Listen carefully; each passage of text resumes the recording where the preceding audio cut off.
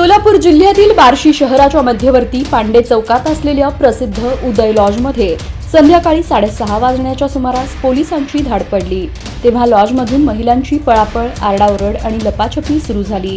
गुप्त माहितीच्या आधारे टाकलेली धाड इतकी अचूक ठरली की पोलिसांच्या समोर लॉजमधील बेकायदा देहविक्रीचे वास्तव उघड झालं। लॉजमध्ये 6 महिलांना जबरदस्तीने ठेवून त्यांच्याकडून शरीर विक्री करवून घेतली जात होती। या प्रकरणी लॉज मालक आनंद माने आणि चालक सुनील उर्फ तात्या माने यांना अटक करण्यात आली आहे। अटक टाळण्यासाठी दोघा आरोपींनी स्थानिक राजकीय नेत्यांचा वशिला लावण्याचा प्रयत्न केला, मात्र पोलीस निरीक्षक रणजित माने यांनी कोणताही दबाव न मानता कारवाई केली। पोलिसांनी पकडलेल्या महिलांपैकी काही लातूर, आळंदी आणि कारी येथील असल्याचं निष्पन्न झालं आहे।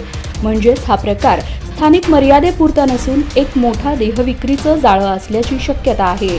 या प्रकरणाचा तपास आता अधिक खोलवर जाऊन होणं गरजेचं असल्याचं नागरिकांचं म्हणणं आहे।